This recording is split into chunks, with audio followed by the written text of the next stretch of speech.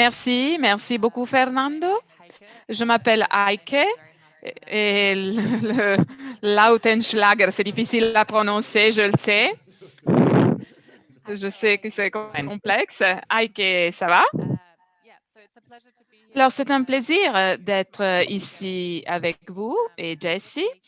Et Jessie et moi, nous allons vous présenter le travail de l'OIT pour assurer un recrutement équitable aux travailleurs migrants. Je vais partager mon écran et puis ensuite, Jessie va partager sa présentation. Il y a également quelques questions que l'on va vous poser et en utilisant la chat et également une autre appli. Et s'il y a du temps à la fin, il y aura également des questions-réponses. Alors, je commence en partageant mon écran.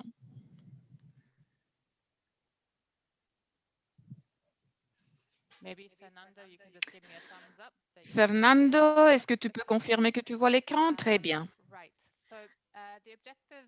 Les objectifs de la session sont les suivants.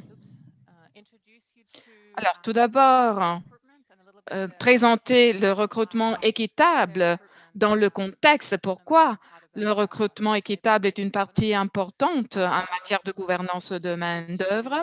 On va vous présenter un aperçu des lignes directrices et principes opérationnels sur le recrutement équitable et on verra également la définition des frais de recrutement et des coûts connexes. Et on va terminer avec avec la présentation de la méthodologie pour mesurer l'indicateur 10.7.1 des objectifs de développement durable. Et puis, il y aura également une annonce que je ferai à la fin et on vous donnera également des liens à des ressources pertinentes. Voilà, on va commencer. Le recrutement équitable dans le contexte. Alors ici, vous voyez les chiffres importants. Nous avons plus ou moins 258 millions de migrants internationaux. 164 millions sont des travailleurs migrants et une partie d'entre eux travaillent dans des emplois à faible compétence. Dans la plupart des cas, les travailleurs trouvent leur emploi au travers d'un recruteur. Alors, on peut avoir des recruteurs formels et des recruteurs illégaux, disons. Donc, des recrutements. Les recruteurs peuvent donc avoir cette double caractéristique. Donc, on peut avoir des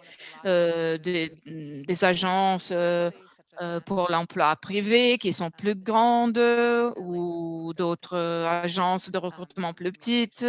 Et en tout cas, il y a une intermédiation entre le travailleur et l'employeur. Pour ce qui est des recruteurs formels, nous avons à peu près de 160 000 agences d'emploi privées au niveau mondial. Le chiffre est un chiffre qui est un petit peu obsolète. C'est vrai que la COVID-19 a eu un impact important et donc peut-être ce chiffre maintenant a changé. Et puis, dernier chiffre que je voudrais vous mentionner, qui symbolise le défi que nous avons devant nous, l'OIT a estimé qu'il y a plus de 10 milliards de dollars de frais de recrutement illégal qui sont collectés chaque année des travailleurs migrants. C'est un chiffre que nous avons enregistré l'année dernière et certainement il y a eu une augmentation de ce chiffre. Donc, l'objectif principal est celui de garder l'argent dans les mains des travailleurs migrants et non pas dans les mains des recruteurs illégaux ou quand même des agences qui appliquent des frais qui ne sont pas légitimes. Ah, je n'ai pas mentionné le fait que 42% des migrants sont des femmes. D'habitude, il y a moins de possibilités d'accès légal. Et voilà, c'est juste pour vous donner un petit peu le contexte du recrutement équitable. Je voulais également vous donner un aperçu. Pourquoi nous croyons que le recrutement équitable est important? Quels sont les défis majeurs pour les travailleurs et pour les gouvernements et les décideurs politiques? Alors, c'est vrai que nous devons considérer la perspective de tous les acteurs du marché, donc les travailleurs, les décideurs politiques et les employeurs. Alors, pour ce qui est des défis pour les travailleurs, alors pendant le processus de recrutement, il y a plusieurs défis qu'ils doivent relever. Souvent, ils se voient chargés des frais de recrutement et Jessie va entrer dans le détail des montants qui peuvent être impliqués en ce sens. Ensuite, les travailleurs peuvent être menacés, intimidés, peuvent subir des abus, des violences, une déception pour ce qui est des contrats, des conditions de travail et de vie. Une fois qu'ils arrivent donc dans leur lieu de travail, donc, ils peuvent voir une restriction de la liberté de mouvement et la détention des passeports.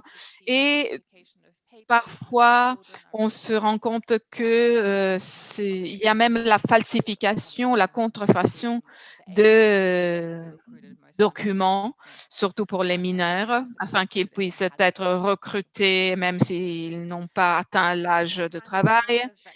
Et puis, il y a des défis pour les gouvernements et les décideurs politiques. En effet, ils doivent assurer des cadres de réglementation efficaces et que ces cadres existent et soient en place. On doit permettre également des accords bilatéraux et régionaux et ces accords doivent être monitorés et protéger les travailleurs. Donc, il y a beaucoup de pays qui ont des accords bilatéraux avec d'autres pays ou même des accords régionaux, bilatéraux régionaux. Et les gouvernements doivent adresser rapidement également la nature changeante de la migration et des caractéristiques du marché du travail. La COVID-19 nous a bien montré comment le panorama du marché du travail peut changer au moment de la crise. Ensuite, pour euh, les employeurs souvent se recourent au recrutement équitable et ils peuvent se trouver face à des coûts très élevés. Euh, Parfois, les employeurs se trouvent face à une différence, à une asymétrie d'information par rapport aux travailleurs qu'il va embaucher. Et puis, les employeurs peuvent également nécessiter un appariement des compétences sur la base des nécessités. Pour ce qui est des agences de recrutement, même les agences de recrutement ont des défis à relever. Souvent, il y a un manque de réglementation appropriée et lorsqu'on parle des grands recruteurs qui font partie de la fédération, ces agences souvent veulent avoir des normes de référence et souvent cela n'existe pas. Et donc, souvent, il y a d'autres acteurs sur le marché qui n'agissent pas conformément à la loi. Donc, il y a des défis importants à relever même pour les agences de recrutement. Et puis, si le marché est caractérisé par une dualité, évidemment, les coûts du business augmentent. Et puis, la réglementation devrait être adéquate évidemment. Il faut prêter attention parce que parfois, trop de réglementation pourrait créer également de la confusion pour les recruteurs et pour les autres acteurs impliqués. Donc, il faut qu'il y ait un équilibre en termes d'acteurs et de réglementation. Voilà, ce sont les défis en général que les différents acteurs peuvent avoir au niveau de leur pays, et cela évidemment change selon la condition du pays, le contexte, s'il y a des accords bilatéraux en place. Avant de continuer avec ma présentation, je voudrais vous poser une question. La question est la suivante. Comment la COVID-19 a impacté les pratiques de recrutement dans vos régions, en termes de libre mouvement?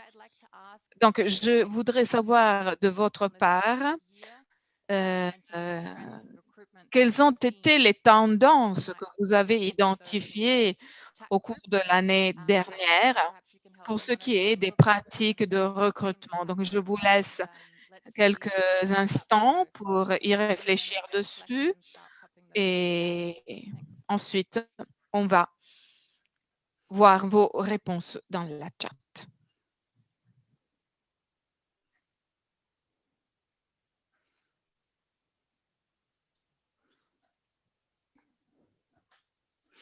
And of course, you can respond in whichever Vous language. pouvez répondre dans n'importe quelle langue, hein, dans votre langue. Ne vous inquiétez pas. Français, anglais, portugais, pas de problème.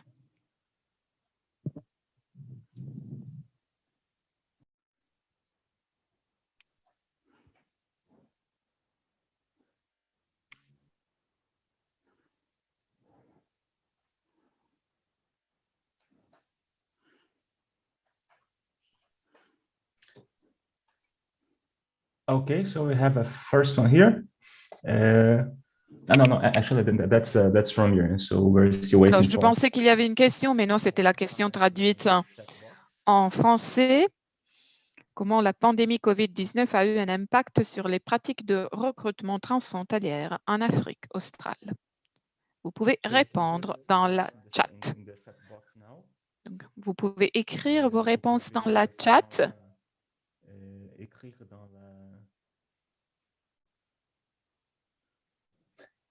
So we have here, alors ici, nous avons Peter Bouillon qui a écrit que beaucoup d'activités ont fermé.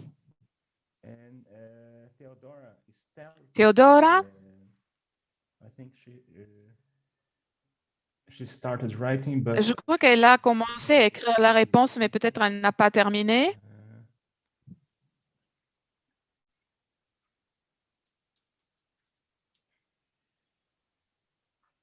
Rincel Dassap, with the national Rincel, avec le confinement national en Afrique du Sud et des taux de chômage déjà élevés, le recrutement a ralenti beaucoup. Zanel de Zambie, il y a eu une diminution en termes de recrutement de travailleurs migrants. Ensuite, nous avons Jane des îles Maurice. Pour ce que je sais, d'après ce que je sais, confirmé par M. Coupen, les travailleurs indiens ont continué à venir en décembre 2020 pour travailler à la construction de notre hôpital spécialisé pour le cancer, mais sinon les frontières se sont fermées pour les autres. Alice Brito, avec la COVID-19,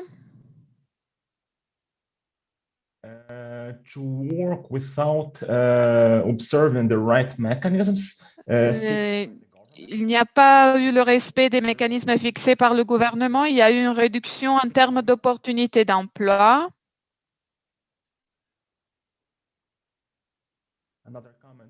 Un autre commentaire, en raison de confinement, les frontières ont été fermées Les permis de travail pour les expatriés ont été prolongés.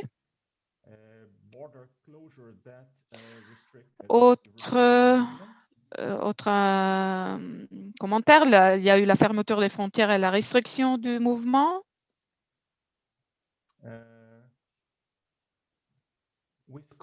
Avec la COVID, nous avons assisté au renvoi massif des travailleurs migrants et autres en général.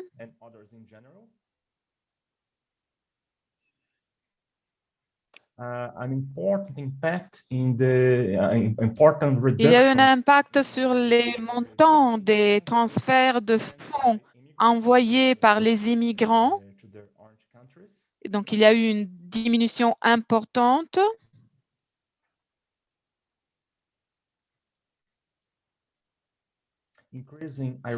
Augmentation de la migration irrégulière avec, dans certains cas, la perte d'avantages sociaux et la résiliation injuste des contrats. Une forte baisse du nombre de tourisme, diminution du tourisme alors que l'Afrique australe est une destination touristique.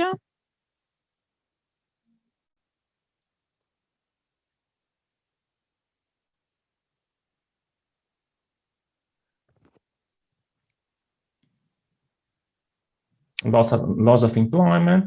Perte d'emploi.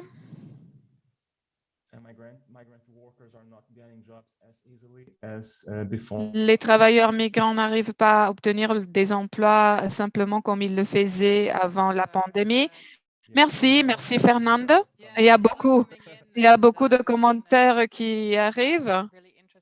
Et en effet, c'est très intéressant. Je vous demande de continuer à poster pendant la discussion. Et il y a beaucoup d'observations de votre région que vous avez perçues et de nouveaux défis également que vous devez relever. Je reviens sur ma présentation. L'OIT a mis en place, a mené des enquêtes sur comment la pandémie a impacté le recrutement des travailleurs migrants, donc quel a été l'impact pour les travailleurs migrants et leurs conditions. Il y a eu des enquêtes dans la région de la SADC et même il y a une enquête en cours en Afrique du Nord. Il y a d'autres enquêtes en Asie du Sud-Est. Il y a également eu un rapport mondial qui sera publié le prochain mois. Et en effet, cela montre l'impact de la pandémie sur les travailleurs migrants. Et sur le transparent, j'ai juste indiqué quelques impacts que vous avez également mentionnés dans vos pays et au travers de vos commentaires dans le chat box. Donc, les travailleurs migrants ont subi des pertes immenses en matière d'emploi. Au Népal, par exemple, 35% des travailleurs ont dû être rapatriés. Il y a eu également des cas similaires au Thaïlande. Il y a des dizaines de milliers de migrants qui ont dû se déplacer et cela a également eu un impact sur le revenu, sur les transferts de fonds. Beaucoup ont dû rentrer avant la fin du contrat. Il y a également des congés qui n'ont pas été payés en raison de la COVID-19. Donc, il y a eu une perte importante. Quelqu'un a mentionné également les faits de recrutement élevés. En effet, nous avons remarqué cette tendance partout dans la région. Il y a des travailleurs qui avaient déjà payé des frais de recrutement assez élevés, puis ensuite on leur a empêché de partir, de continuer leur parcours. Donc, ils n'ont pas été en mesure de récupérer les frais qu'ils avaient déjà payés. Et donc, ils doivent payer double au cas où ils décideraient de repartir. Finalement, il y a eu des impacts au niveau également des différents secteurs. Il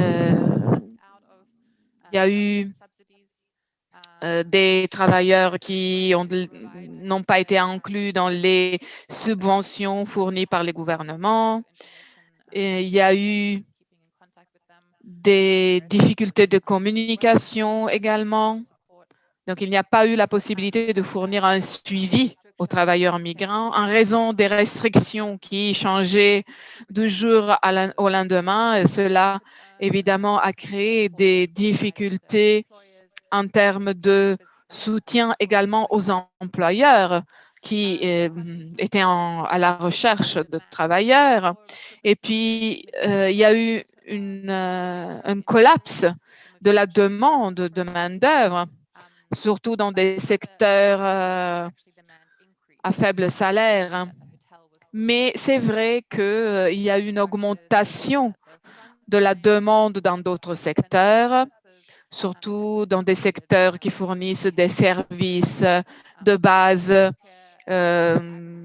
l'agriculture, plutôt que la santé, le secteur du bâtiment. Et c'est là où les travailleurs ont pu trouver davantage de possibilités. Donc, il y a eu un passage de secteur.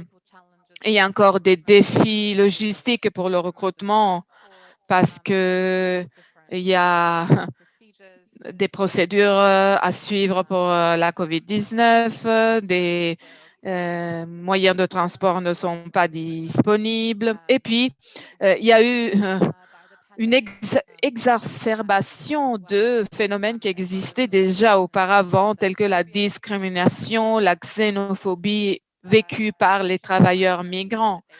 Donc, finalement, il y a eu des phénomènes qui ont vu une augmentation importante. Donc, il y a eu des travailleurs migrants qui ont été rapatriés simplement parce qu'ils n'utilisaient leurs équipements de protection individuelle. Donc, finalement, j'ai essayé de mettre ensemble les défis majeurs, les impacts les plus importants subis par les différents acteurs. Alors, ici, on comprend bien pourquoi l'OIT travaille sur le recrutement équitable. Alors, nous avons l'initiative de recrutement équitable et on va voir ensemble de quoi s'agit-il. Alors, nous avons cette initiative. L'OIT a commencé à lancer cette initiative en 2014, mais la promotion des normes a juste suivi le lancement de l'initiative. Donc, l'OIT a promu la réglementation des agences d'emploi. Alors, quel est l'objectif? Comment mettre ensemble tous les acteurs du marché de travail et comment les différents acteurs peuvent travailler ensemble pour atteindre un recrutement équitable? Donc, nous avons 4 piliers. Premier pilier, amélioration, échange et divulgation de la connaissance mondiale sur les procédures de recrutement internationaux et nationaux. Deuxième pilier, l'amélioration des lois, des politiques et l'application de celles-ci pour promouvoir un recrutement équitable. Et sur ce point, nous promouvons la ratification des normes pertinentes et nous travaillons en étroite collaboration avec les gouvernements pour modifier les réglementations. À la fin de la présentation, on aura des bonnes pratiques à vous montrer également. Et puis, nous avons le pilier 3, promouvoir des pratiques équitables. Donc, les agences de recrutement publiques, privées doivent mettre en place des pratiques équitables. Il y a la diligence raisonnable qui doit être vérifiée. Il ne faut pas appliquer des coûts aux travailleurs migrants. Donc, les agences de recrutement et le gouvernement doivent coopérer en ce sens. Et puis, nous avons le quatrième pilier, l'autonomisation et la protection des travailleurs. Donc, il faut permettre aux travailleurs d'accéder aux services de soutien des syndicats, à la communauté. Il faut leur permettre de s'organiser et d'être représentés. Et il faut leur permettre également de accéder aux services, aux mécanismes de plainte, ainsi de suite, en cas de nécessité. La stratégie se base sur les normes internationales du travail, sur l'orientation, sur les lignes directrices mondiales et sur le dialogue social entre les institutions et les acteurs du marché du travail. Maintenant, nous sommes à la phase 2. Notre initiative est opérationnelle au niveau mondial. Je dois dire que le travail en Afrique du Sud avec nos mandants vient de commencer. Jessie, Gloria peuvent peut-être nous dire comment mieux lancer l'initiative au niveau de vos régions. Mais en tout cas, nous sommes présents au niveau mondial. Nous avons des lignes directrices et des documents de référence qui permettent la mise en place de l'initiative dans les différentes régions. C'est un petit peu l'approche de l'OIT. Avant d'entrer dans le détail des lignes directrices, je voudrais juste donner un aperçu pour ce qui est du cadre international. C'est une sorte de hiérarchie, mais c'est pour vous faire comprendre quels sont les instruments à prendre en considération. Tout d'abord, nous avons les conventions fondamentales de l'OIT, y compris les protocoles et les recommandations. Donc, nous avons les instruments de l'OIT, la Convention 88, la Convention 181. Puis, ces deux conventions sont des conventions qui réglementent les agences de recrutement public et privé. Donc, Convention 88 pour les agences de recrutement public et 181 pour les agences de recrutement privé. Puis, nous avions la Convention 143 et la Convention 97 qui ont été déjà présentées par Myriam. Et puis, nous avons des instruments sectoriels, par exemple, la Convention des maritimes qui considère également le rôle des agences de recrutement dans le recrutement des maritimes. Et puis, nous avons la Convention 198 et la Convention 189. Puis, nous avons les lignes directrices négociées en tripartite. Donc, je vais parler des lignes directrices et des des principes directeurs et des lignes directrices pour un recrutement équitable et la définition du frais de recrutement et des coûts connexes. Et puis, nous avons d'autres instruments, d'autres stratégies qui peuvent être utilisées. Donc, il s'agit d'initiatives multiparties prenantes, initiatives menées par les employeurs, par d'autres acteurs, les pays, etc. C'est juste pour vous donner le cadre en général. Maintenant, nous passons aux principes directeurs et lignes directrices de l'OIT, à la définition des frais de recrutement. J'espère Myriam va vous donner les liens. Il y a également des vidéos qui expliquent ces principes directeurs de manière assez complète. Et ces principes ont été développés de manière tripartite.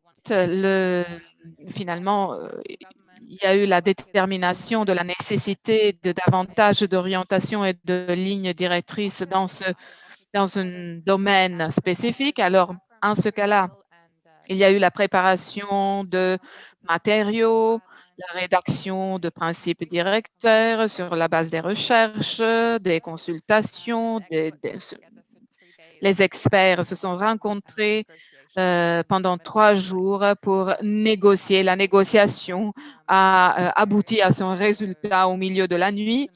Et finalement, donc, il y a eu cet accord et le texte a finalement été approuvé et disséminé. Les objectifs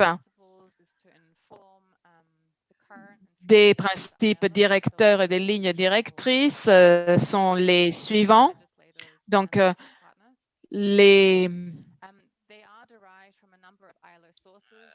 objectifs des principes directeurs de l'OIT et des lignes directrices pour un recrutement équitable consistent à informer sur le futur du travail et des organisations, sur les pistes à améliorer les législations nationales, le travail et pousse les partenaires sociaux à promouvoir, à assurer un recrutement équitable. That means that's when the agency actually remains the one holding the employment relationship and sort of places the worker into an employer, into a company, but the labor recruiter retains the status of employer. And they also apply to all sectors.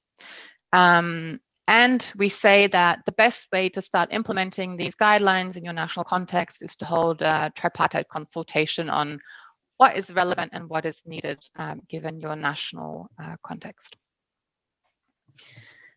The general principles consist of 2 parts. Vous m'entendez maintenant? Oui. Donc, on parle de principes généraux et de lignes de conduite opérationnelle pour donner une orientation plus claire. Donc, il existe des lignes de conduite qui vont toucher les responsabilités des différents acteurs dans le processus de recrutement de manière plus détaillée. Donc, si on recherche une orientation spécifique à part les principes généraux, il faut regarder la deuxième partie. Ça, c'est les principes généraux, en effet, qui nous donnent une orientation générale. Donc, comme vous voyez, il existe des principes comme le respect des droits humains et des droits au travail. Excusez-moi. Bien sûr, l'un des principes fondamentaux concernant les principes généraux. Ensuite, la nécessité pour le recrutement de répondre et de respecter les nécessités, les exigences établies par les marchés du travail et de promouvoir un travail décent. Bien sûr, les 2 choses vont en parallèle. De plus, un autre principe général concerne les règles, les normes de recrutement et les politiques de recrutement qui vont s'appliquer à tous les sujets. Donc, disons en général la qualité du traitement tout au long du processus de recrutement. Ensuite, on parle de efficience, transparence et protection des travailleurs. 5. Les normes et les politiques de recrutement devraient être appliquées à travers aussi l'inspection du travail, donc le travail des inspecteurs qui vont vérifier l'équité du processus et l'application des normes et des règlements. 6e principe général parle du respect et de l'adoption des lois nationales et des accords collectifs.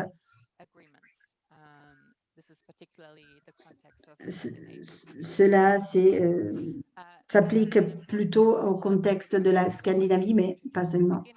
Ensuite, il ne doit pas exister des frais de recrutement payés par les travailleurs.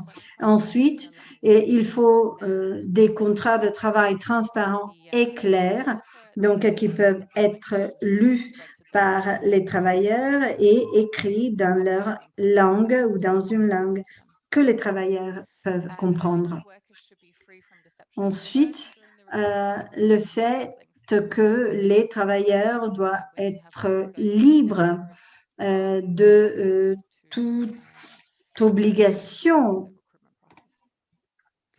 tout au long du processus de recrutement. Ensuite, le fait qu'ils doivent recevoir des informations claires et pertinentes tout au long du processus du recrutement et la liberté de mouvement et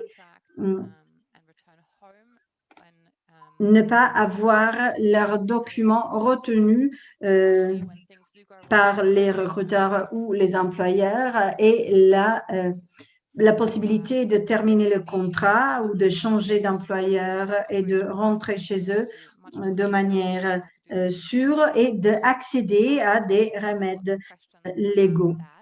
Donc, malheureusement, je ne peux pas reprendre tous les principes généraux à cause du temps. Je vais m'arrêter là. Je ne veux pas prendre du temps aux questions-réponses. Et donc, Jessie, tu as la parole. Merci, merci. Vous m'entendez tous, oui? No, she will. Okay, perfect. Ah, ok. Elle va continuer, Heike continue de partager son écran pour toi aussi. D'accord, c'est bon.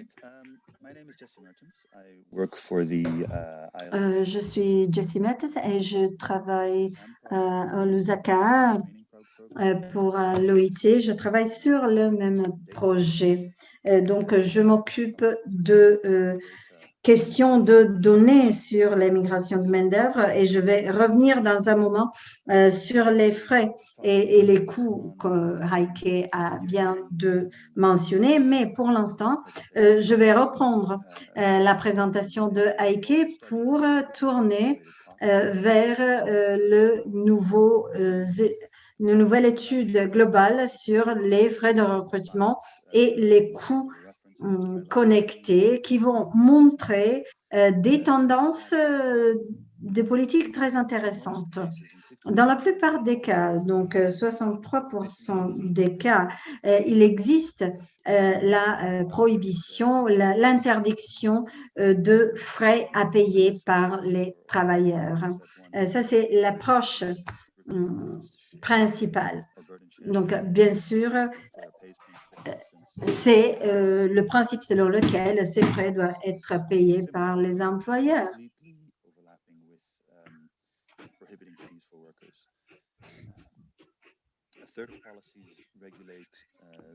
Et il y a disons, ensemble de politiques qui vont régler le paiement des frais de recrutement et des coûts reliés par les travailleurs à travers des déclarations de politique générale. Excusez-moi.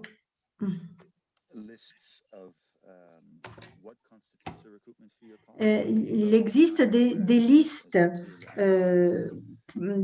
pour clarifier ce que les frais de recrutement et les coûts de recrutement sont, mais cela n'arrive pas dans tous les pays. Et il s'agit d'une question essentielle parce qu'il existe plusieurs initiatives par plusieurs acteurs et parties prenantes qui volontairement donnent ces explications. Par exemple, il y a des révisions de documents des multinationales et qui montrent qu'il existe des coûts cachés Donc, voilà pourquoi il est fondamental de réglementer la question du recrutement pour éviter toute exploitation dès le début du cycle de migration. Merci. Donc, je vais regarder maintenant avec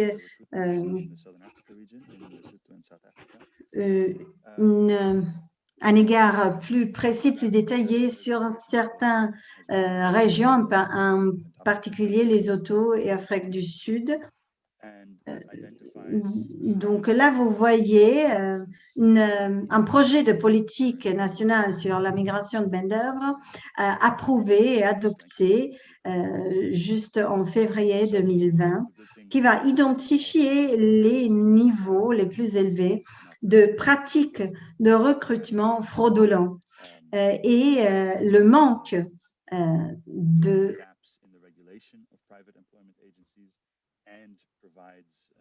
système de réglementation adéquat comme raison pour une nécessité de réglementation plus précise des processus de recrutement. Donc, il faut, par exemple, une coordination majeure parmi les unités en charge et les bureaux en charge des contrats, un support à la prévention du trafic et de la traite, l'élimination des lacunes réglementaires et l'un des défis majeurs dans le processus regarde le manque de coordination et de cohérence entre le ministère du Travail et les autres ministères, en particulier le ministère de l'Intérieur. Donc, normalement, il faudrait bien se coordonner, non seulement parmi ces ministères, mais aussi avec les réglementations d'autres pays. En Afrique du Sud, la politique nationale sur la migration de main-d'œuvre est en révision à l'heure actuelle et le Department of Home Affairs a émané en papier blanc sur la migration internationale pour l'Afrique du Sud en 2017.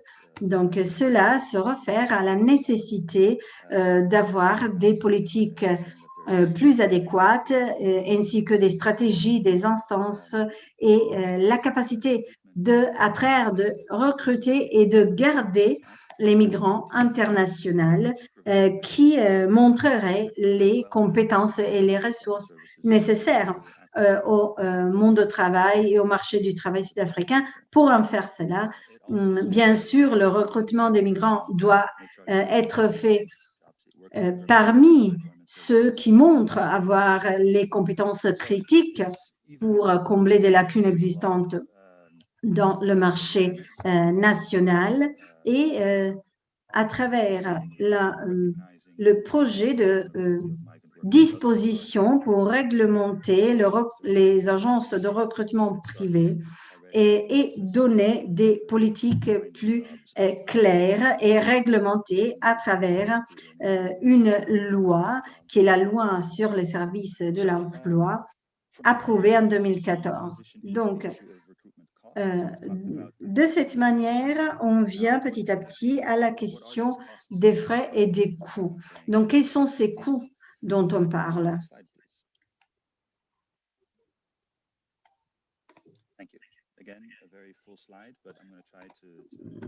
Donc, il y a beaucoup dans ce transparent, mais je vais clarifier la question. Bien sûr, le processus de recrutement est composé de plusieurs étapes et il existe des coûts qui se multiplient au fur et à mesure qu'on procède le long de ce procès, donc le passeport, les documents nécessaires à montrer qu'il n'existe aucune condamnation, les certificats de naissance, les certificats de l'école, les diplômes et les certificats montrant la qualification des compétences.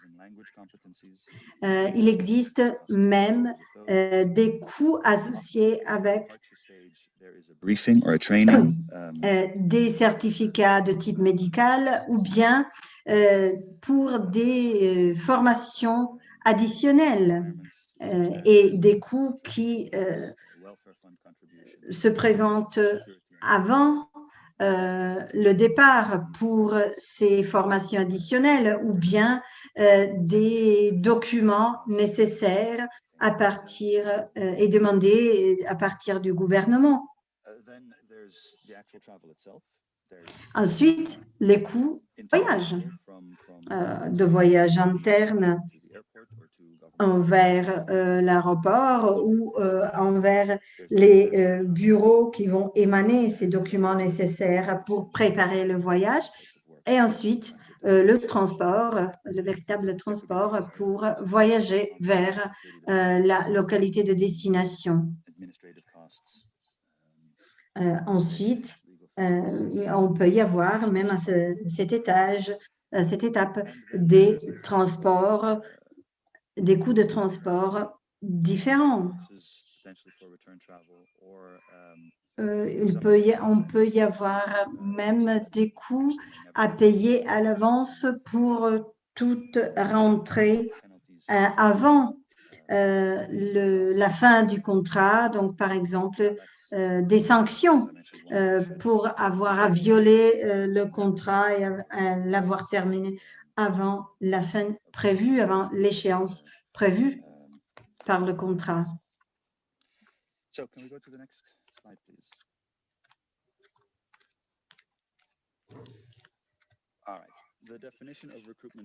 Alors, la définition des frais de recrutement et coûts reliés. Cela, c'est une partie de la section principes généraux et lignes de conduite opérationnelle. Donc, comme je l'ai dit, ils vont ensemble. Mais cette partie-là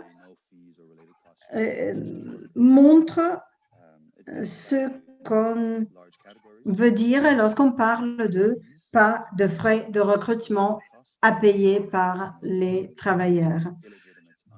Donc, comme je l'ai dit, cela serait non légitime. Donc, les frais de recrutement sont la catégorie la plus vaste. C'est le paiement des services de recrutement par des recruteurs qui peuvent être publics ou privés, ou bien frais payés en cas de recrutement de travailleurs pour emploi chez une troisième partie. Le paiement de frais sous forme de déduction pour récupérer des coûts payés par l'employeur, par exemple. Et ça, c'est les coûts reliés. C'est les coûts reliés au processus de recrutement, mais ce n'est pas des frais. Comme on va le voir, il existe une interprétation différente par les législations nationales. Donc, les principes généraux et les lignes de conduite opérationnelles ne disent pas que ces coûts ne doivent pas exister, mais il faut faire une distinction entre frais et coûts reliés, par exemple des coûts d'assurance, des coûts médicaux, des coûts pour certification et qualification, ou orientation et formation, des coûts d'équipement, des coûts de voyage ou d'hébergement, par exemple, ou des coûts administratifs pour l'obtention de visas, de passeports, de documents légaux ou vérification, ainsi de suite. Comme j'ai mentionné, il y a ensuite les coûts non légitimes, non raisonnables. Enfin, Donc, il il existe s'agit des de coûts qui sont coûts cachés, qui sont non raisonnables et extra-contractuels, donc illicites. non connus, illicites, qui ne sont jamais légitimes. Et donc, comme Et vous puis encore, il y voyez, a des coûts il existe des qui réglementations contre la vont corruption, par exemple, contre qui doivent être toute respectées. réglementation Et il existe anticorruption. Donc, des il y a législations qui souvent des parlent coûts même de de pots de vin, recouvrement qui sont illicites et qui sont de appliqués. Un exemple extorsion. de coûts Donc, par exemple, illégitimes. dans Dans plusieurs beaucoup de cas, cas, on nous a avons entendu entendu des agences dire que les agences qui de ont fourni, recrutement par donnent exemple, une une formation avant le départ.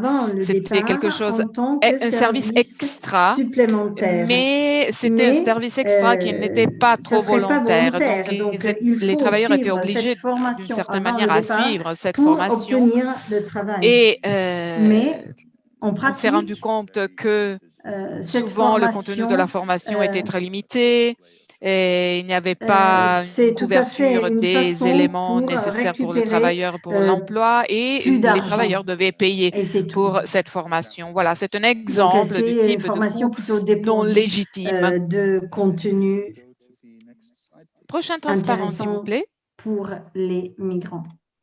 Sorry, just 1 second. Juste une seconde. Is reporting that the French channel there's double interpretation. On a deux voix sur le canal français. I think it's sorted now. Please Ça va continue, maintenant? Jess.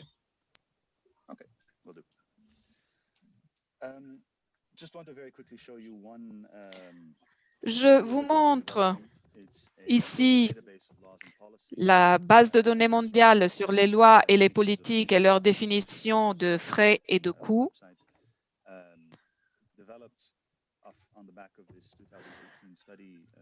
Sur la base d'une étude menée en 2018, il y a eu la possibilité d'avoir un aperçu mondial sur les différences existantes d'un pays à l'autre. Donc, nous avons essayé de voir comment les différents pays définissent les frais et les coûts de recrutement. Prochain transparent. Alors, ici, vous voyez encore beaucoup de texte sur le transparent. J'essaierai d'être bref. Vous aurez le temps pour lire les transparents. Alors ici, nous avons deux exemples de pays d'origine qui ont des politiques sur les frais et les coûts de recrutement. Alors, l'Éthiopie a ratifié la Convention 181 et l'employeur est responsable pour le paiement des frais de visa, des pays de destination, permis de travail et de résidence et d'autres frais, même la couverture de l'assurance. Donc, en ce cas-là, il y a une indication bien claire des frais qui doivent être payés par l'employeur. Ensuite, il y a également un article qui souligne ce que le travailleur devrait couvrir en termes de coûts. Par exemple, les frais pour le passeport, l'authentification des documents, les examens médicaux, etc.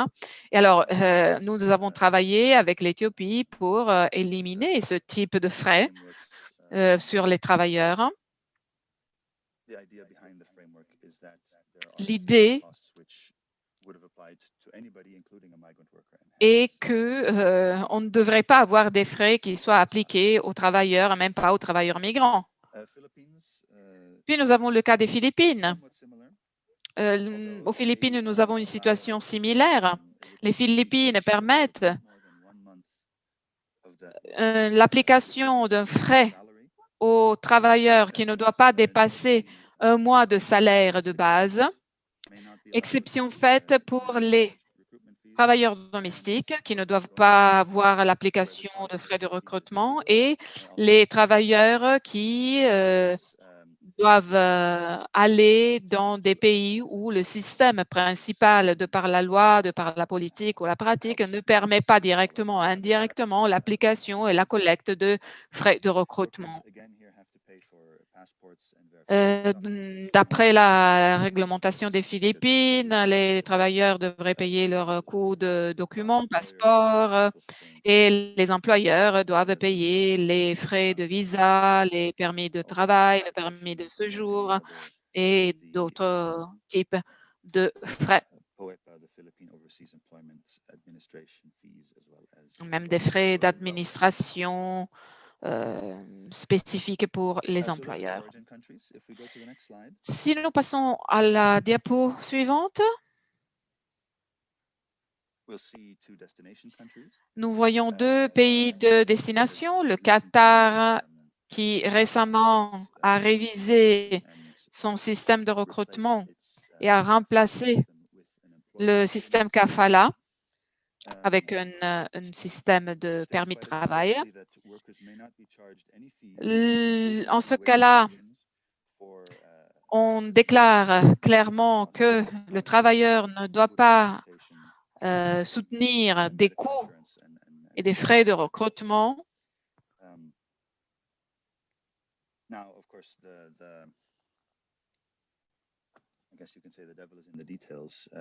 C'est vrai, on dit d'habitude que le démon est dans les détails, mais il faut voir en pratique ensuite si ces réglementations sont bien appliquées dans les pays de destination.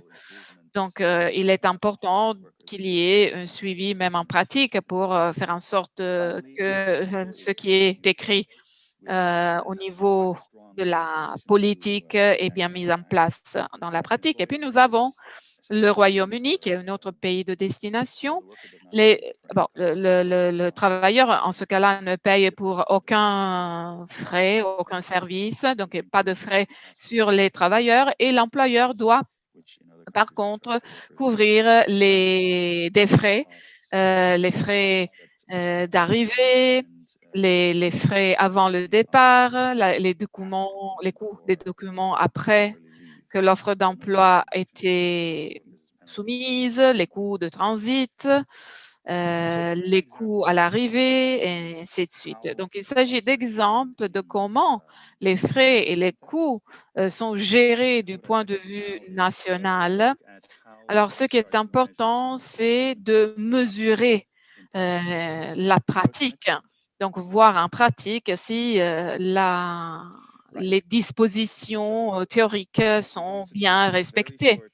Alors, maintenant, rapidement, si Myriam le permet, avant de passer aux questions,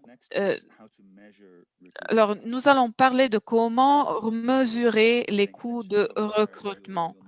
Si vous avez prêté attention jusqu'à présent, vous savez bien que les frais de recrutement devraient être presque zéro. Et c'est vrai que la pratique montre exactement le contraire. Donc, il est important de comprendre pourquoi certains coûts sont élevés et comment pouvoir adresser ces coûts. Alors, je vous pose maintenant une question. Je voudrais avoir une estimation de votre part. Combien de mois pensez-vous que le travailleur migrant moyen doit travailler pour rembourser ses frais de recrutement?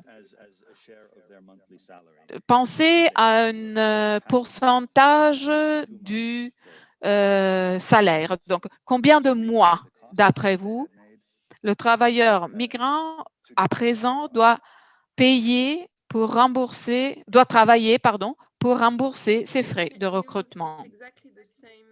C'est le même mécanisme que nous avons utilisé avant, hein, même lien. Vous pouvez cliquer sur le lien et en utilisant votre portable, etc. Donc,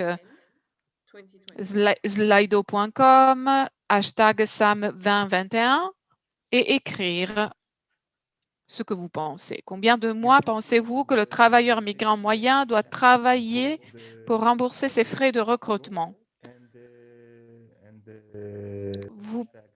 pouvez utiliser aussi bien le site de Slido ou l'hashtag pour participer à l'enquête.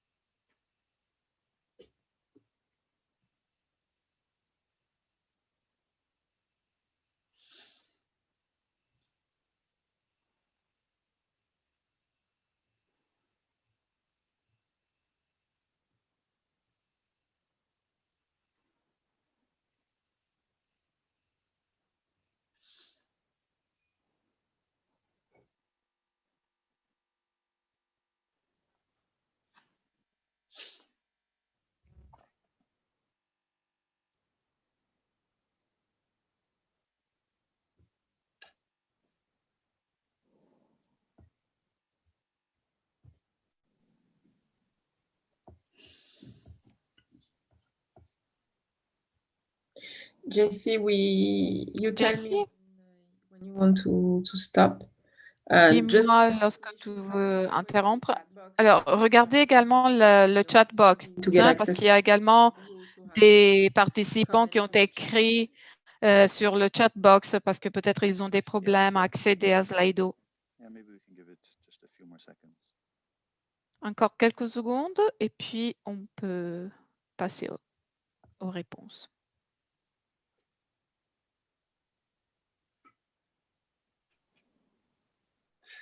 And maybe while we're waiting for this to populate, I can already start to reflect on. En attendant, peut-être on peut déjà commencer à réfléchir sur ce que l'on voit à l'écran. Sur la base des études, nous avons vraiment de nombres de mois assez variés. Alors, il y a la plupart d'entre vous qui a écrit de 12 à 24 mois. Quelqu'un a écrit 48 mois.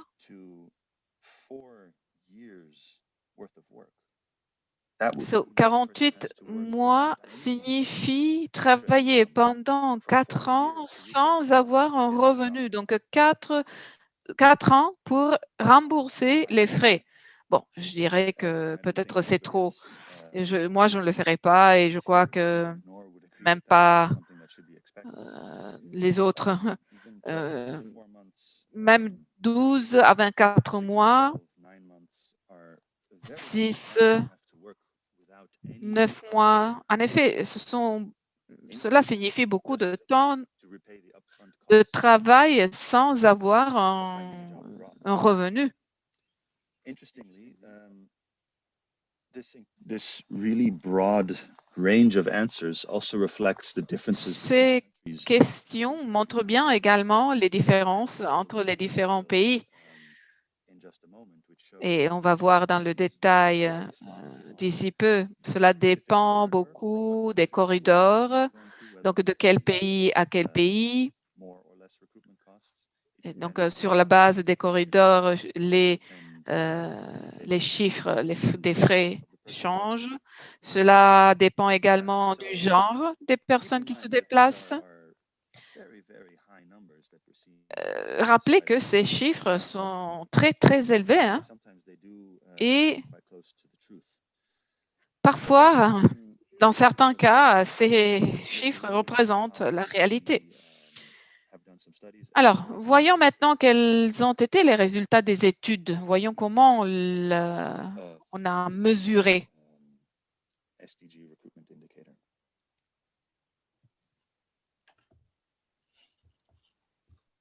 So I think we can go to slide 25. Je crois que l'on peut aller au transparent 25, peut-être. L'OIT et la Banque mondiale se sont concentrés sur la cible 10.7. Donc, le coût de recrutement à la charge de l'employé en tant que proportion d'un revenu mensuel gagné dans le pays de destination. Donc, le rapport entre le coût et le revenu. Alors, une statistique devrait représenter les expériences de tous les travailleurs migrants et devrait être reconnue comme des statistiques nationales. Et donc, c'est la définition de l'indicateur 10.7.1.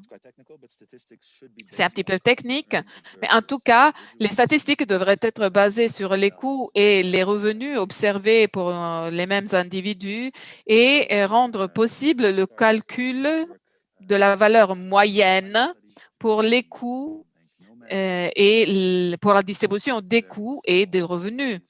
Donc, il y a des études à petite échelle qui ont été menées et cela montrait déjà des disparités importantes pour ce qui est des coûts qui équivalaient à 2 mois jusqu'à 12 mois pour le travailleur pour rembourser les frais de recrutement.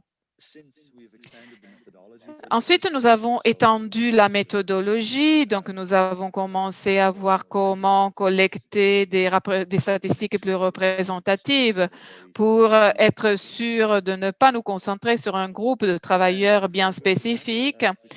Alors, après cette extension, nous avons obtenu d'autres informations importantes. Ce qui est important pour nous est que nous devons rappeler que le coût de la migration ne concerne pas seulement le salaire, mais concerne également les carences, les lacunes en termes de conditions de travail. Donc, dans la définition de coûts et frais de recrutement, il faut tenir compte non seulement les salaires, mais également les conditions de travail. Donc, l'impact de conditions de travail non décentes doit être traduit en un coût monétaire pour comprendre la condition réelle à laquelle le travailleur est confronté. Donc, il y a plusieurs domaines qui doivent être pris en considération. Donc, il faut considérer tous les éléments permettant un travail décent. D'après notre enquête, nous avons identifié 24% de travailleurs migrants qui ont vécu des pertes en raison de problèmes de salaire. 30% des travailleurs migrants n'ont pas eu un contrat avant le départ et 25% des travailleurs migrants n'ont pas joui des jours de repos prévus par semaine. Donc, cela signifie que le nombre d'heures travaillées était supérieur à ce qui était prévu. Et ensuite, nous pouvons dire que les pertes dues aux lacunes en matière de travail décent, donc des lacunes des conditions de travail, représentent 27% du total des salaires. Donc, il faut bien considérer cet aspect également. Et puis encore, prochain transparent. Ici, vous voyez un petit peu l'histoire de comment nous sommes arrivés à définir les frais et les coûts de recrutement. Donc, nous avons utilisé plusieurs documents de référence, les estimations mondiales sur les travailleurs migrants de 2015 et de 2018 qui ont montré que 164 millions de travailleurs migrants au niveau mondial et presque 14,4 millions en Afrique et 5 millions en Afrique du Sud. Donc, ces estimations, ces statistiques nous ont permis de comprendre un petit peu le contexte, la situation des travailleurs migrants. Ensuite, nous avons utilisé les lignes directrices concernant les statistiques de main-d'œuvre. Et c'est une institution, ce sont des lignes directrices qui se sont basées sur le travail des autorités de statistiques. Ensuite, nous avons étudié les différentes méthodologies qui ont été utilisées par les autorités de statistiques pour pouvoir mesurer les frais et les coûts de recrutement. Et au cours de 5-6 dernières années, nous avons également considéré les enquêtes pilotes de l'OIT, de la Banque mondiale sur la migration de main-d'œuvre et sur les coûts de recrutement pour comprendre plus ou moins quel était le nombre de mois travaillés pour rembourser les frais de recrutement. En utilisant la méthodologie que nous avons développée pour produire les données nécessaires à l'indicateur 10.7, nous avons utilisé plusieurs enquêtes au Bangladesh, Vietnam, Ghana, Laos et Mexique, même si le Laos, par exemple, ne suivait pas strictement la méthodologie, mais mettait juste en œuvre le module LFS. Prochain transparent. Et ici, vous voyez quelques résultats. Nous avons encore des données préliminaires, mais on voulait vous montrer quand même le tableau à droite qui met ensemble les différentes enquêtes et montre bien les disparités qui existent en termes de coûts. Donc, dans la plupart des cas, au Ghana, par exemple, on arrive à identifier 2 mois pour rembourser les frais de recrutement. Le Vietnam, on arrive à presque 8,5 mois de travail pour rembourser les frais de recrutement, avec une variation entre hommes et femmes. Mais en tout, c'est 9 mois pour les hommes et 7 pour les femmes. Pour le Bangladesh, vous voyez qu'il y a un nombre vraiment très important de mois pour rembourser les frais de recrutement. La moyenne est 17 mois. Et si on fait une répartition entre hommes et femmes, c'est 19 mois pour les femmes et moins pour les hommes. Mais en tout cas, c'est un nombre important de mois. Les enquêtes pilotes précédentes avaient identifié la présence de frais de recrutement avec des combinaisons de pays de destination et de pays d'origine bien spécifiques.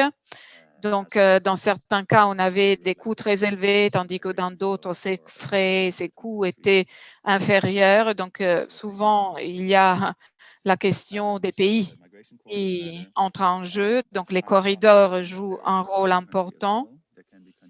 La question du genre, souvent, a un rôle important en termes de paiement de frais et coûts de recrutement. Les frais de recrutement élevés ne reflètent nécessairement pas des différences en termes de salaire entre le pays d'origine et le pays de destination. Et donc, il faut tenir compte également de cet aspect. Disons, le salaire n'influence pas trop les frais de recrutement. Il y a également des coûts cachés qui peuvent découler de conditions de travail variées selon l'emploi. Et puis encore, les emprunts peuvent augmenter les coûts de migration. Il y a des migrants qui font des emprunts pour pouvoir payer les frais de recrutement. Et par conséquent, ces emprunts augmentent le remboursement. D'habitude, il y a donc le migrant qui a un emprunt qui voit une part du salaire enlevée pour l'emprunt. Donc, en bref, voilà quelques indications des différents coûts de recrutement, et en tant que décideur politique, vous pouvez comprendre où la nécessité d'intervention peut être plus évidente dans vos pays. Donc, nous, on est là pour soutenir les pays dans l'amélioration des statistiques sur le recrutement en général et en particulier pour ce qui est de la collecte des données concernant les coûts de recrutement. Il existe donc des initiatives de l'OIT différentes pour donner un soutien et une aide pratique dans la collecte de ces données. Donc, j'ai terminé. Il est maintenant 11h30, donc je ne sais pas si on a du temps pour les questions, mais je donne la parole à Fernando. Merci. Donc, peut-être on a quelques minutes pour des questions. Je vois que Heike a déjà commencé à répondre à travers la chat. Donc, la plupart des questions sont en anglais. Donc, peut-être, Heike, tu peux résumer ces questions et les réponses. De cette manière, on aura au moins un résumé, même en anglais, en français et en portugais. Bien sûr, bonne idée. Donc, Jane a posé une question concernant la question de la déception et de l'obligation à faire quelque chose. Cela signifie que au moment du recrutement, les personnes ne doivent pas être forcées à accepter aucune condition.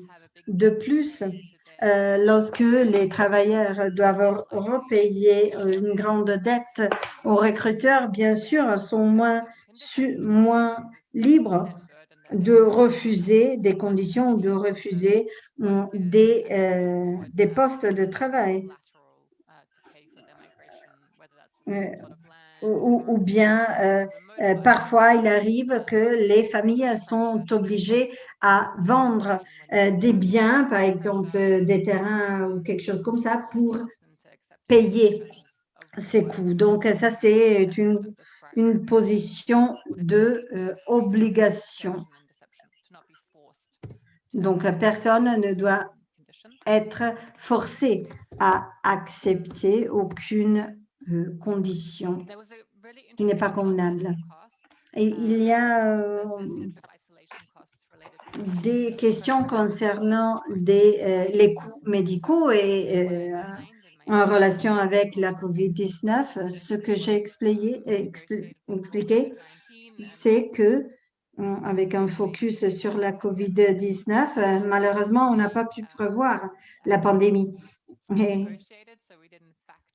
Et donc, on n'a pas inclus la crise pandémique dans les coûts extraordinaires. Mais le paiement des tests médicaux et vaccinations ne doivent pas être payés par les travailleurs, et les vaccinations vont inclure bien sûr la vaccination contre la COVID-19. En général, l'esprit de la définition, c'est de réduire les coûts à la charge du travailleur. Donc, les experts ont dit que cette définition n'est pas exhaustive, mais cela va être bien sûr ajusté aux conditions globales. Et les experts ont négocié une petite introduction qui disent que un agent ou recruteur qui agisse au nom de l'employeur, les coûts de recrutement doivent être payés par l'employeur. Donc, si la quarantaine est demandé par le processus de recrutement, ce coût sera absorbé ou bien par l'employeur ou par le gouvernement, pas par le travailleur. Il y avait une autre question concernant les sociétés multinationales au Mozambique qui recrutent des travailleurs dans les mines et dans le secteur du gaz. Et en Afrique du Sud, par exemple, les moyens et les façons de recrutement sont encore traditionnelles ou encore. Il y a la question donc est très intéressante parce que ça va toucher les exigences des grandes multinationales. Donc, normalement, lorsque des multinationales arrivent dans un pays, ils vont payer des frais par travailleurs recrutés. Donc, c'est un marché très intéressant pour eux et ils cherchent à avoir des corridors de préférence. Ensuite, il y a même des sociétés qui n'ont pas la capacité de recruter tous les travailleurs dont ils ont besoin à l'intérieur. Donc, voilà pourquoi ils vont prendre contact avec des recruteurs privés.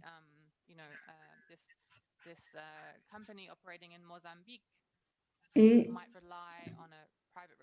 donc, peut-être que cette société qui travaillent au Mozambique sont dans cette situation. Donc, ils vont rechercher des compétences qu'ils ne peuvent pas retrouver à l'intérieur de la société ou du pays et peut-être ils vont les rechercher ailleurs. Il existe même des raisons traditionnelles et historiques à des accords bilatéraux entre les pays. Donc, il y a par exemple, avec le Qatar, on ne peut pas tout simplement passer la frontière, il faut prendre un avion. Et donc, c'est un coût de voyage qui doit être compté. En Afrique de l'Ouest, il n'existe pas de grand marché pour les recruteurs privés parce que il existe la CEDEAO qui permet le mouvement libre parmi les pays et donc les travailleurs peuvent tout simplement passer la frontière et chercher travail dans un autre pays membre. Donc, il existe des régions où des agences de recrutement privées ont un avantage compétitif inférieur à cause de cette situation. J'espère avoir répondu. Jessie, tu veux reprendre? Tu veux ajouter quelque chose?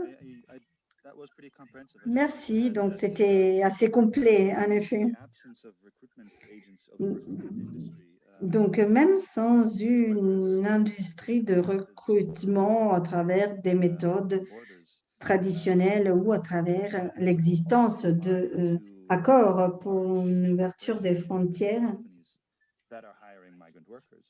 les sociétés multinationales ont la tendance à recruter des travailleurs migrants. Donc, il faut des principes et des lignes de conduite. Et lorsqu'on reprend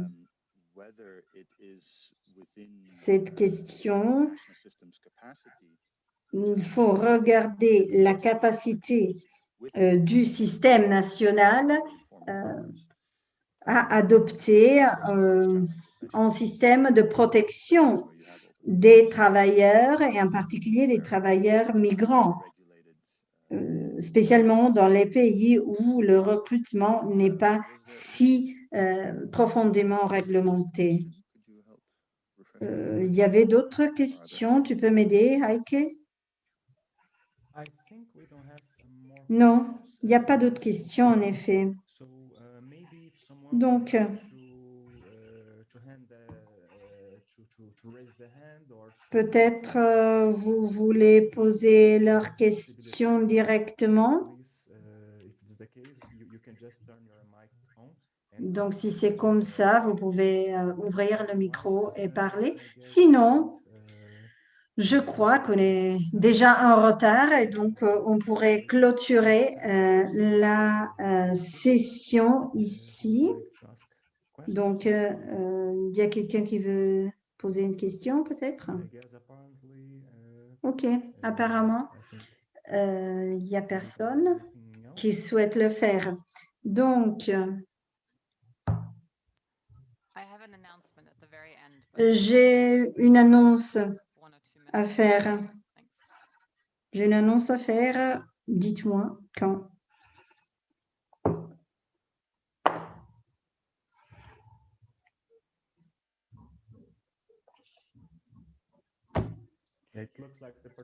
Ok. Donc, pas de questions. Donc, cela signifie que les explications étaient très, très claires. Donc, tu peux continuer avec ton annonce. Donc, voilà, on aura un forum global pour le recrutement responsable cette année, organisé avec l'OIM. Cela va être tenu du 12 au 15 avril. Et il y aura 4 sessions pour chaque jour. Donc, peut-être cela sera intéressant pour vous parce qu'il y aura plusieurs sujets, parties prenantes et perspectives complètement différentes. Donc, si vous le souhaitez, vous pouvez vous enregistrer et Myriam peut-être peut poster le link à la chat. Donc, je sais que 4 jours, c'est long, mais si vous êtes intéressé qu'à une session, 2 ou 3, vous pouvez le faire. Pas nécessaire de s'enregistrer pour les 4 jours au total.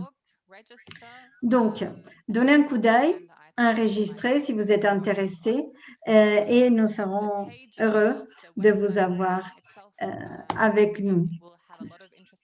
Donc, la page déjà du forum aura des informations intéressantes et ressources aussi. Donc, même si vous n'avez pas la possibilité de participer aux sessions en direct, vous pouvez trouver des informations intéressantes. Donc, merci beaucoup et j'espère que vous pourriez trouver quelque chose d'assez intéressant pour vous. Merci. Merci de l'annonce, Heike, et merci Heike et Jessie de la présentation. Donc, maintenant, on aura quelques annonces. Mais j'ai une question. Normalement, lorsqu'on a des cours en présence, on fait une photo de groupe. Donc, on cherche à faire la même chose maintenant avec nos cours en ligne. Donc, on a beaucoup de personnes maintenant. On a presque 90 participants. Donc, si vous pouvez, je vous demande d'ouvrir votre caméra et de cette manière, je serai en mesure de prendre une photo et vous allez la trouver sur la plateforme pour nous rappeler les photos de nos collègues. Donc, je vois que vous êtes en train d'ouvrir les caméras, donc je vais encore attendre. Donc, je vais demander aux interprètes aussi d'ouvrir la caméra. Donc, merci les interprètes. Remercie. Donc, c'est bien de vous voir hein, tous ensemble. Donc, je vais encore attendre quelques secondes. Et je dois prendre les photos de plusieurs écrans parce qu'on est très nombreux, donc on ne va pas vous capturer tous dans un seul écran et dans une seule photo. OK. Donc,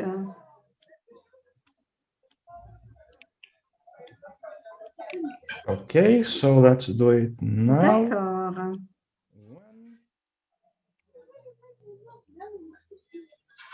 1, 2.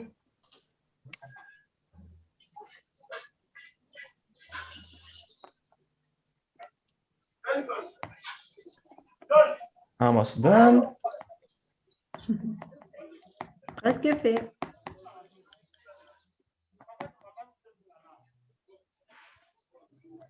Very good, very good. Thank you very much. C'est So, bien. C'est bien. Voilà. I'm going to hand over to Hicham. He is going Donc, je vais donner la parole à Hicham pour les autres annonces concernant la plateforme the next session. So, et des sessions suivantes. up to you. Voilà, Hicham, tu as la parole. Thank you, everybody. Merci, merci Fernando, merci à tous. C'était une session, Just briefly. c'était une session très intéressante. Again, just a quick reminder, because there's been Je vous rappelle regarding the presentation. quelque chose, parce qu'il y avait beaucoup de questions concernant les présentations. Ne vous inquiétez pas, parce que toutes les présentations et les documents sont disponibles sur la plateforme dans les 3 langues. Donc, dès que les versions françaises et portugaises seront disponibles, elles seront postées là. Donc, cet après-midi au plus tard. Donc, vous allez recevoir un courriel avec les crédentiels et le mot de passe et le nom d'utilisateur pour accéder à la plateforme et retrouver tous les documents et toutes les présentations de la matinée. Vous allez même retrouver des informations, des rappels concernant les prochaines sessions. Donc, je vous rappelle que l'heure qui est toujours mentionnée, c'est l'heure de Pretoria. So we look forward to seeing you tomorrow. And I think as far as yes, please look forward to the email, the massive email that you'll be receiving today. And if you have any issues, concerns, you can always get back to us at migration@itcilo.org. Merci et n'hésitez pas à nous écrire à migration@itcilo.org pour toute information. Donc, je donne la parole à Myriam et à Fernando. Donc, juste une chose que je veux souligner. Donc, j'ai vu la liste des participants et j'ai vu les visages. Selon moi, à part les informations par les experts, je crois que le véritable potentiel de cours comme cela se retrouve dans les participants. Donc, je vous encourage à chercher à en savoir plus sur les autres personnes qui participent à travers les forums, à travers les outils présents sur la plateforme. Et chercher à les connaître mieux parce qu'ils pourraient devenir des points de repère importants pour vous dans votre travail quotidien ou futur. Donc, l'apprentissage mutuel et l'échange est l'un des piliers de nos formations. Merci, Fernando. Si je peux dire encore quelques mots avant de clôturer, je suis complètement d'accord avec vous. Si vous vous rappelez, on a mentionné la plateforme comme fondamentale. Et Hicham l'a mentionné avant La première session, on l'a mentionné encore maintenant à la fin, et vous allez bientôt recevoir les informations pour y accéder. Donc, si vous avez des problèmes, on va vous aider à les résoudre. Donc, on se revoit demain matin à 9h de Pretoria et on va vous donner des informations. Donc, c'est 9h de Pretoria, heure de Pretoria. Donc, laissez-moi remercier Jessie et Heike pour la présentation. Et bien sûr, toute l'équipe SAM de l'OIT qui a organisé le cours. Donc, on se revoit demain matin à 9h, heure de Pretoria. Donc, cherchons à être tous à l'heure. Quelqu'un demande la liste des participants et la liste des participants sera sur la plateforme, comme tout le reste. Donc, merci. Bonne journée, bonne soirée et bon après-midi. Cela dépend de votre localité. Donc, au revoir et à demain.